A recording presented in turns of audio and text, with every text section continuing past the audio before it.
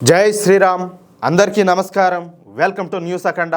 నేను మీ కస్తూరి శ్రీధర్. మిత్రులారా, ఇప్పటిదాకా న్యూస్ అఖండాలో మీరు చూస్తున్నటువంటి ప్రతి వార్త వెనుక ఎంతో కష్టం ఉండదు. నిజం చెప్పాలంటే ఈ ఛానల్ను నడపడం ఇప్పుడు నాకు చెప్పాలంటే చాలా భారంగా మారింది. ఎన్నోసార్లు ఛానల్ ఆపేద్దామా అనిపించినా మీలో కొంతమంది ఇచ్చేటటువంటి ధైర్యం, మీరు చూపేటటువంటి ప్రేమ నన్నైతే ఇప్పటి వరకు ముందుకు నడిపించినాయి. కానీ మన ఛానల్ బ్రతకాలన్నా లేక నేను మీకు ఇంకా మంచి సమాచారం ఇవ్వాలన్నా మీ సహాయం నాకు చాలా అవసరం. మీరు ఇచ్చేటటువంటి అది ఎంత చిన్న మొత్తమైనా సరే, అది ఎంత చిన్న మొత్తమైనా నాకు కొండంత అండ. మన ఛానల్ చెప్పాలంటే మనందరి గొంతుక. ఇది సామాన్యుల ఛానల్. దీన్ని ఆగిపోనివద్దని మనస్ఫూర్తిగా మిమ్మల్ని అందరినీ కూడా కోరుకుంటున్నా. ప్రతి ఒక్కరు కూడా మీ శక్తి మేరకు చిన్న సహాయం చేసి మన ఛానల్ను ఆదుకోవాలని కోరుతున్నా. స్క్రీన్ మీద QR కోడ్ ఉంటుంది. దాన్ని స్కాన్ చేసినా కూడా మీరు డబ్బులు పంపొచ్చు. లేదా అక్కడే నెంబర్ ఉంటుంది, దానికి జీపే అలాగే పేటిఎం ఉన్నాయన్నమాట. వాటి ద్వారా అయినా మీరు డబ్బులు పంపొచ్చు. ఒకవేళ మీకు అకౌంట్ డీటెయిల్స్ కావాలనుకుంటే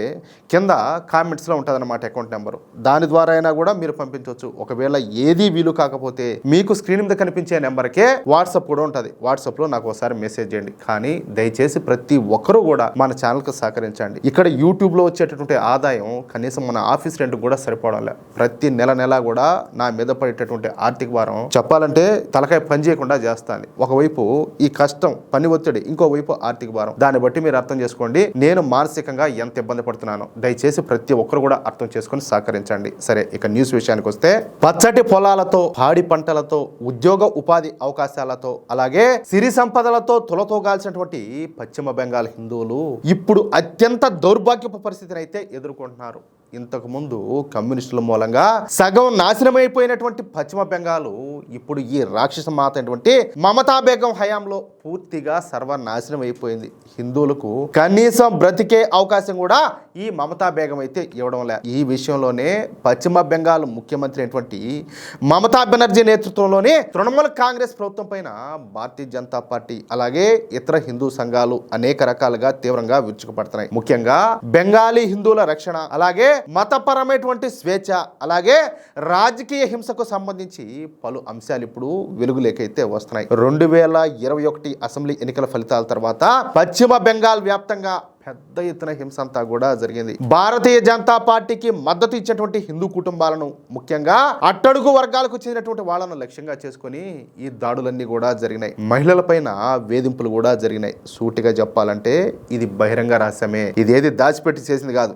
ఏం పీక్కుంటారో పీక్కోబోండి, మమ్మల్ని ఎవరు అడ్డుకునేది, మమ్మల్ని ఎవరు ఆపేదని చెప్పేసి వాళ్ళ ఇష్ట ప్రకారం చేశారు. ఈ మమతా బేగం మాత్రం చూస్తా పండగ చేసుకునేది. అంటే హిందువుల మీద దాడులు జరుగుతూ ఉంటే ఏ మాత్రం పట్టించుకొని కూడా లే. కానీ చెప్పా కదా, ఈ తృణమూల్ కాంగ్రెస్ పార్టీ, మమతా బెనర్జీ కలిసి ఈ హింసనంతా కూడా ఇంకోవైపు దాచిపెట్టే ప్రయత్నం చేశారు. ఇందుకోసం దేశంలో దాదాపు అన్ని పార్టీల సహాయం కూడా తీసుకున్నారు. ఉండదు కదా, ఏది ఇండి కూటమి, ఆ ఇండి కూటమి పార్టీలని కూడా బాగా సపోర్ట్ చేశాయి. ఇంకేదైనా బీజేపీ వాళ్ళ రాష్ట్రాల్లో ఇంత చిన్న ఘటన జరిగినా కూడా దాన్ని భూతత్వంలో పెట్టి ఓయమ్మ ఈ ఎలక్ట్రానిక్ మీడియాలోనూ లేకపోతే ఈ సోషల్ మీడియాలోనూ దాన్ని రచ్చరంబోలా ఎదురు. కానీ ఈ దారుణాలన్నీ జరిగింది పశ్చిమ బెంగాల్లో కదా, కాబట్టి వాళ్ళకేం కనపడలా వినపడలేదన్నమాట. అందుకనే వాళ్ళు దాని గురించి ఏమీ మాట్లాడకూడాలి. అంతేకాకుండా వందలాది మంది బీజేపీ కార్యకర్తలు దాడులకు గురైనారు, హత్యలకు గురైనారు. వేలాది మంది ప్రాణభయంతో తమ ఇళ్లను కూడా వదిలిపెట్టి సురక్షిత ప్రాంతాలకు పోవాల్సి వచ్చింది. ఇది చెప్పాను కదా, జగం మెరిగినటువంటి సత్యం. కానీ ఈ హింస పైన ఒక్క భారతీయ జనతా పార్టీ తప్పించి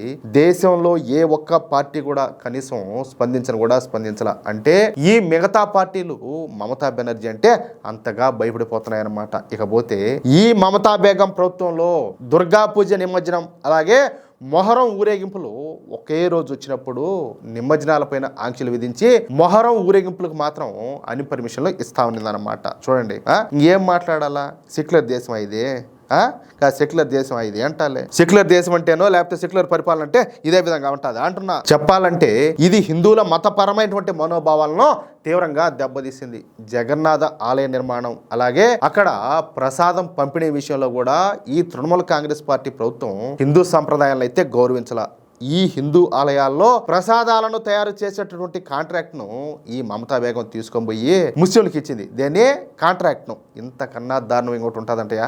అంటే ముస్లిం ఓటు బ్యాంకును కాపాడుకోవడానికి మమతా బెనర్జీ ప్రభుత్వం హిందువుల ప్రయోజనాలను తాకట్టు పెడతాందన్నమాట. అంతేకాకుండా బంగ్లాదేశ్ నుంచి వచ్చేటటువంటి అక్రమ చొరబాటుదారులు అలాగే ఈ రోహింగ్యాలకు ఈ తృణమూల్ కాంగ్రెస్ ప్రభుత్వం ఆశ్రయం కల్పిస్తా రాష్ట్రంలోని జనాభా డెమోగ్రఫీ దెబ్బతిని స్థానిక హిందువుల భద్రతకు ముప్పు ఏర్పడే విధంగా ఈ మమతా బేగం ప్రవర్తిస్తాంది కూడా. దీంతో హిందువులకు ఈ మమతా బేగం పైన అసహ్యం కలిగింది. తన అధికారం కోసం సొంత జాతినే ఫణంగా పెట్టేటటువంటి రాక్షసిగా ఈ మమతా బెనర్జీని హిందువులందరూ కూడా భావించసాగినారు. అందుకే నేను కూడా ఈవిడి గారిని మమతా బెనర్జీ అని కాకుండా, అంటే అప్పుడప్పుడు అంటాలే మీకు అర్థం అవడం కోసం, ఎందుకంటే మీరు కన్ఫ్యూజ్ కాకుండా, ఈవిడి గారిని అందుకే నేను ఈ మమతా బేగం అని మమతా ఖాన్ అని చెప్పేసి పిలుస్తా ఉంటా. అర్థమైందా?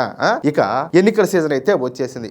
వచ్చే నెల ఆఖరులో ఈ పశ్చిమ బెంగాల్ అసెంబ్లీ ఎన్నికలు అయితే జరగనున్నాయి. ఇక ఇప్పుడు మమతా బెనర్జీకి భయం పట్టుకునింది అనమాట. ఇన్నాళ్ళు కూడా ఈ జిహాదీల సంకలన నాయకునటువంటి ఈ మమతా బేగంకు ఇప్పుడు ఏం చేయాలో పాల్పోవడంలే. దీంతో మమతా బేగం ఇప్పుడు రూట్ మార్చిందనమాట. జిత్తులు మారిన నక్క కదా, నక్క ఉన్నట్టే ఉంటుంది. ఇంకెందుకులే ఎక్కువ మాట్లాడకూడదు.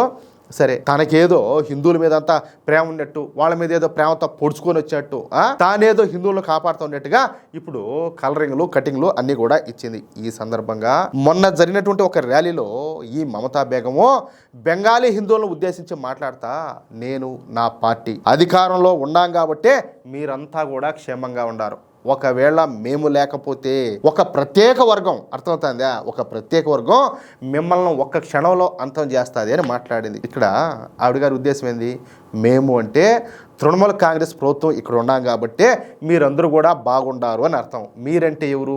హిందువులు. ఒకవేళ మేము లేని రోజు వస్తే ఆ ప్రత్యేక వర్గం అంతా కూడా ఏకమైపోయి మిమ్మల్ని చుట్టుముడితే కేవలం ఒక్క సెకండ్లో మిమ్మల్ని పూర్తిగా అంతం చేస్తారంట. తీవ్ర వ్యాఖ్యలే చేసింది.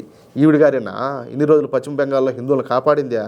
అబ్బా, చూడండి ఈ మాటలు చూడండి ఎట్టుంటాయో. ఇంకనైనా కూడా పశ్చిమ బెంగాల్లో ఉండేటటువంటి హిందువులకు బుద్ధి రాకపోతే, ఇంకనైనా కూడా సిగ్గు తెచ్చుకోకపోతే ఇక పశ్చిమ బెంగాల్ మరొక బంగ్లాదేశ్ లాగా తయారవుతుంది. దాంట్లో మాత్రం డౌటేలే. సరే, అంటే చూడండి, తాను పశ్చిమ బెంగాల్లో సీఎంగా ఉండటం మూలంగానే హిందువులు రక్షింపబడుతున్నారని, లేదంటే ముస్లింలు హిందువులను ఒక్క సెకండ్లో చంపేస్తారని అర్థం వచ్చే విధంగా మాట్లాడింది. తద్వారా హిందువులను బెదిరించే ప్రయత్నం చేసింది. ఈవిడి గారు ఇంత ఓవర్ యాక్షన్ చేసింది కదా. ఈవిడి గారి పరిపాలనలోనే సందేశ్ ఖలీ, మీరు కూడా వింటారు సందేశ్ ఖలీ ఘటనలు, అలాగే బీర్భూమి వంటి ఎన్నో ప్రాంతాల్లో జిహాదీగాళ్లు చేస్తున్నటువంటి దాడులను తట్టుకోలేక హిందువులందరూ కూడా ఇళ్లు వదిలిపెట్టి ప్రాణాలు అరిచేతిలో పెట్టుకొని పారిపోయినారు. అంతే. ఇక ఈవిడిని మాట్లాడింది కదా, ఇంకా బీజేపీ వాళ్ళు ఊరికే ఉంటారా? ఈ విషయం పైన బీజేపీ రగిలిపోయింది. భారతీయ జనతా పార్టీ జాతీయ ప్రతినిధి అయినటువంటి ప్రదీప్ భండారి గారు ఈ వ్యాఖ్యలను బెంగాలీ హిందువులకు ఇచ్చినటువంటి బహిరంగ హెచ్చరిక అని చెప్పేసి వివరంగా చెప్పినారు. ఒరే గొరి మొహాలారా, ఏమన్నా మీ మీద ఏమైనా ఆవిడేమన్నా ప్రేమతో ఏమైనా చెప్పింది అనుకుంటారేమో, ఇండైరెక్ట్ గా మీకు అందరికి కూడా వార్నింగ్ ఇచ్చిందిరా అని చెప్పేసి అందరికీ అర్థమయ్యేటట్టు చెప్పినాడు. ఓటు బ్యాంకు రాజకీయాల కోసం ఆమె మతాల మధ్య చిచ్చు పెడుతున్నారని, హిందువులలో భయాన్ని కలిగించడానికి ప్రయత్నం చేస్తున్నారని ఆయన అయితే విరుచుకుపడినారు. ఇక మరో బీజేపీ నేత అయినటువంటి సంబిత్ పాత్ర ఈ వ్యాఖ్యలను అక్బరుద్దీన్ ఓవైసీ గతంలో ఒకసారి చేసినటువంటి వివాదాస్పద వ్యాఖ్యలతో పోల్చాడనమాట. అంటే మీకు గుర్తుండదో లేదో, గుర్తుండే ఉంటుందిలే, ఎందుకంటే నాలో ఉండే రక్తమే కదా మీలో ఉండేదే. అంటే ఇంతకు ముందు ఒకసారి గతంలో అక్బరుద్దీన్ ఓవైసీ మాట్లాడతా, పోలీసులు లేకపోతే హిందువులందరినీ కూడా అంతం చేయడానికి మాకు 15 నిమిషాలు చాలు అన్నాడు కదా. ఏంటంటే డెప్త్ లో మాట్లాడకూడదని చెప్పేసి అందుకే నేను లైట్ గా మాట్లాడుతున్నా. అర్థమవుతుంది కదా మీకు. ఇప్పుడు మమతా బేగం కూడా అదే విధంగా మాట్లాడుతుంది. ఇంకా ఈ సంబిత్ పాత్ర మాట్లాడతా, ఇది కేవలం రాజకీయ ప్రకటన కాదు, హిందువుల పట్ల ఆమెకు ఉన్నటువంటి విద్వేషానికి నిదర్శనం అని చెప్పేసి విమర్శించాడు. అంతేకాకుండా హిందువులంతా చేత కాకుండా కూర్చోలేదు, బీజేపీ ఉండగా హిందువులకు ఆ పరిస్థితి రాదు. ఒకవేళ గనుక ఆ పరిస్థితే వస్తే ప్రతి హిందువు కూడా ఒక వీర శివాజీలాగా మారతాడని చెప్పి గట్టిగా హెచ్చరించాడు. అవునా కాదా? దీంతో ఇప్పుడు ఈ మమతా బేగం పరిస్థితి అడకత్తెరలో చిక్కుకున్నటువంటి పోకచెక్కలాగా తయారైపోయింది. ఆమె చేసినటువంటి ఈ దారుణమైన వ్యాఖ్యలతో హిందువులు ఆమెకు ఇప్పుడు మరింత దూరంగా జరగడం గమనార్హం అన్నమాట. అది విషయం మిత్రులారా. అధికారం కోసం సొంత జాతిని, హిందూ ధర్మాన్ని ఈ మమతా బెనర్జీ ఏ విధంగా తాకట్టు పెడుతుందో మనమంతా కూడా చూస్తానే ఉన్నాం. ఒక్క సెకనులో హిందువులను అంతం చేస్తారని చెప్పేసి ఆమె చేసినటువంటి హెచ్చరిక కేవలం రాజకీయ వ్యాఖ్య కాదు, అది ప్రతి హిందువు ఆత్మగౌరవం పైన జరిగినటువంటి దాడే. ఓటు బ్యాంక్ రాజకీయాల కోసం ఇంతటి నీచానికి ఒడిగట్టడం పైన మీ అభిప్రాయం ఏంటో ప్రతి ఒక్కరు కూడా కామెంట్ రూపంలో తెలియజేయండి. బెంగాలీ హిందువుల దీనస్థితి అలాగే ఈ దారుణమైనటువంటి నిజాలు ప్రతి ఒక్కరికి చేరాలని చెప్పేసి మీరు కోరుకుంటే ఇప్పుడే ఈ వీడియోని లైక్ చేసి మీ వాట్సాప్ గ్రూపుల్లో షేర్ చేయండి. ఇలాంటి మరెన్నో సంచలన వార్తలు అలాగే ధర్మం వైపు నిలబడేటటువంటి విశ్లేషణల కోసం మన న్యూస్ అఖండ ఛానల్ ఇప్పుడే సబ్స్క్రైబ్ చేసుకోండి. పక్కనే ఉన్నటువంటి బెల్ ఐకాన్ నొక్కడం మాత్రం మర్చిపోకండి. జై శ్రీరామ్, జై హింద్, భారత్ మాతాకి జై.